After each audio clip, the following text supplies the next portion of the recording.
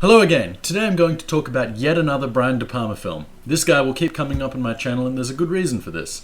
As I said in the Casualties of War video, De Palma does not receive the recognition that he deserves. While some of his films are very well known and celebrated, other films he has written and directed undeservedly don't receive the praise and attention they deserve. Today's film, Snake Eyes, is one such movie. For a change, I'm at least going to attempt to keep things spoiler-free, but if I let loose something because I'm in the middle of talking about a film I've seen quite a few times now, I guess you've still been warned. Now, I'm sure you've all heard the expression along the lines of a burger cooked by the world's best chef. Picture Gordon Ramsay working at McDonald's or something. That's what Snake Eyes more or less is, and indeed many of De Palma's films are like this. The story is a simple enough murder mystery based around an assassination. There isn't anything too complicated or original about the setup, but the art of the film, and what I'm going to talk about today, lies in how the mystery is revealed through visual storytelling.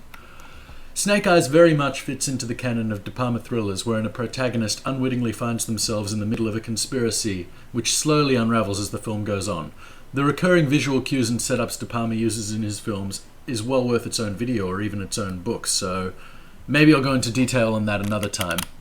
Snake Eyes begins with a 12-minute long take where Nicky Santoro, played by Nicolas Cage, walks through a Vegas stadium.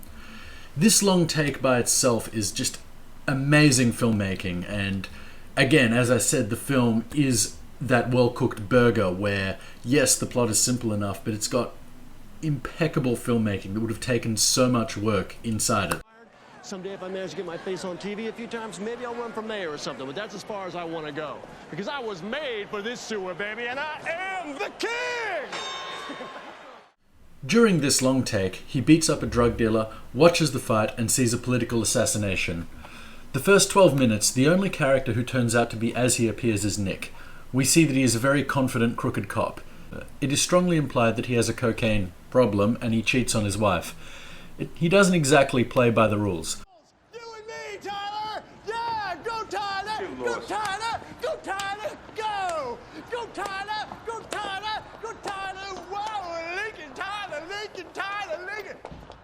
Through flashbacks, the rest of the film goes back to the first 12 minutes, showing the events from different perspectives. The art to this film, as well as many of De Palma's other films, is the way that the conspiracy unravels to the protagonist as well as the viewer. De Palma's films often deceive the viewer early on by making you think you saw one thing when really you saw another. Snake Eyes is visually a very busy film with many deep focus shots that show important details in both the background and the foreground. I don't know. Maybe they were getting nervous. Let's get it on. Here comes the pain, baby! Here comes the pain! The movie is smarter than its viewers and is worth watching again just to pick up on some of the clues that occur throughout the film. While it's all quite easy to digest, much like the aforementioned gourmet burger, it's very well put together and well thought out.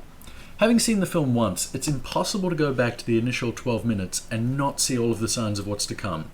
Kevin June drawing Santoro's attention to the red-haired lady, knowing the fight was thrown, and various other characters who appear at other points in the film and have roles to play later on are all much more obvious.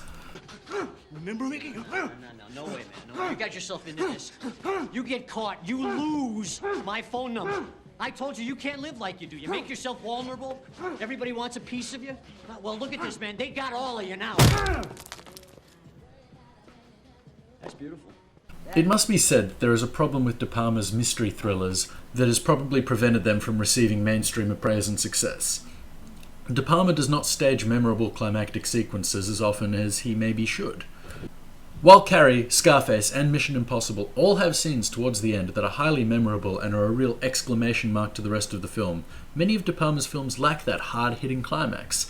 The art to films like Body Double, Dress to Kill, and Snake Eyes is in the reveal, the realization that we, along with the protagonist, have been deceived the whole film, and how cleverly that reveal comes across visually. While this still involves first-rate filmmaking and is very entertaining, perhaps it's not something that endears itself to mainstream audiences as much as, say, the helicopter chase at the end of Mission Impossible, the prom massacre in Carrie, or the infamous way Scarface ended. So while Snake Eyes lacks a truly climactic moment, anyone who considers themselves a fan of cinema, mystery, and visual storytelling should check this film out with an open mind. Snake Eyes is not the next Citizen Kane, nor is it trying to be. It's a cleverly put together film that anyone who is into cinema should see.